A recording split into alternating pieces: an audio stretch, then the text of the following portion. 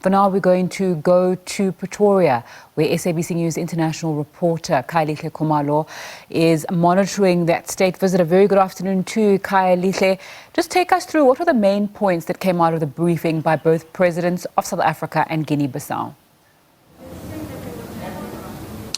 Well, a very good afternoon to you, Nzinga. So, by all accounts, the issue around trade and boosting of the investment between South Africa and Guinea-Bissau, those are some of the very key issues, really. But apart from that, the issue of defense, security, but also looking at other very critical areas of economic streams. You look at mining, you look at agriculture and energy as well. So those are some of the issues that have featured prominently between the two heads of state. And we do know that when you go back to February, President Embaló in Guinea-Bissau survived that terrible attempted coup.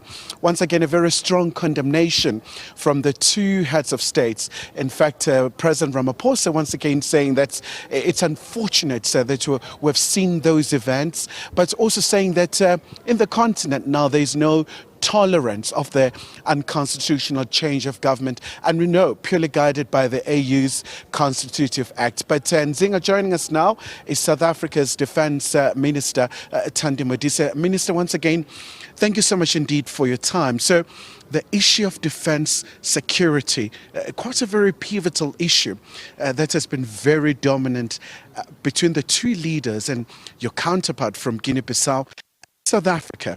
What are you hoping to do to make sure that there is stability in that country and beyond the continent? That country you're referring to, Guinea-Bissau? Yeah. Well, we can't go and police them. What we can do is share our experiences, share our culture of a very strong civil-military relations, where South Africa must continue to have civilian control over the military, because that picks up very early signs of discontent, resolves matters, but also it creates the sense you will never tolerate any military ruling South Africa. We will never tolerate that.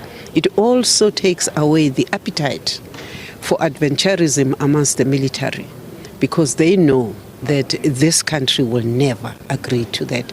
So for us, it is important that we share our experiences, but to their credit, ECOWAS has very strong rules in. We appreciate that they have continued to be strong on attempted coups and coups. We condemn them. We actually take our participation within SADC very seriously, because we do not have the appetite for coups by stealth, whether it is from drug lords or whether it is economic sabotage. We think that it is enough. But we think that a strong civil military culture actually helps you with just discouraging coups, making sure that people know that certain things will never be tolerated.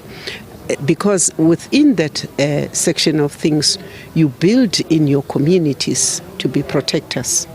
You inculcate within your military the culture to protect the civilian, to make sure that their state strong's pride.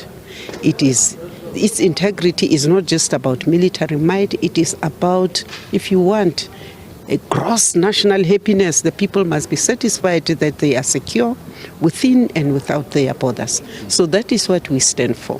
What we think this bilateral relationship with Guinea-Bissau will do for us in defense is we are going back to the agreement that was signed by Ntatele Kota when he was Minister of Defense. We are relooking at what we can resuscitate out of that agreement.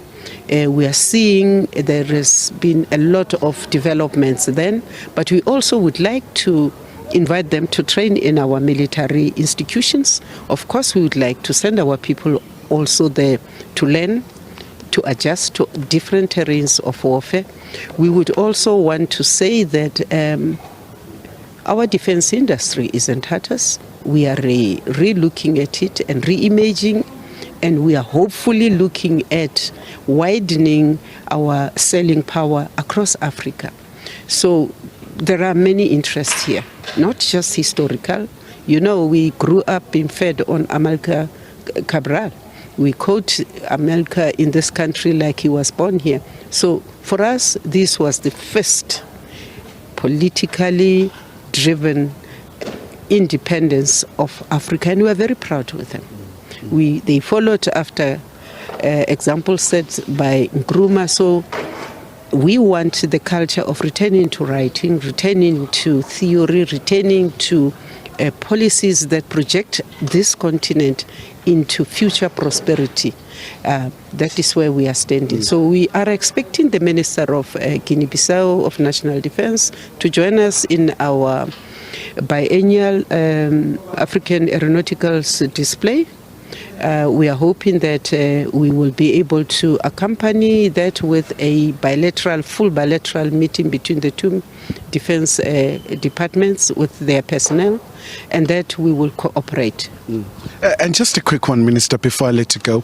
We know the challenge of narcotics, Guinea-Bissau being a transit point, the drugs from Latin America to Europe and many other destinations.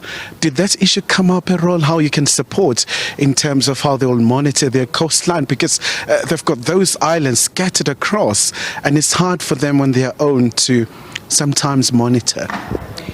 I think our way is that we will learn from them as much as they will learn from us. Remember, we are also struggling against stemming the inflow of drugs into our country. And in that regard, in that discussions, we will bring in the police because we think that drugs kill the future of any youth and any country. So we are going to learn from them, but we are also going to share our tactics, what we have been doing, our weaknesses, and where we think we can learn a thing or two from them. All right. Minister, thank you so much indeed for your time. Of course, Nzinga, that says South Africa's Defence Minister and, of course, military veterans as well, Minister Thandi Modise, really talking about the significance of this state visit in terms of the defence aspects, but also the very key issue really was around trade, economic cooperation, boosting of investment. And I don't know how many times the two leaders emphasized the word solidarity and the cordial political links between Guinea-Bissau and South Africa. So, and also an invitation has been extended to South Africa to come to Guinea-Bissau by virtue of President Ramaphosa going to that West African country.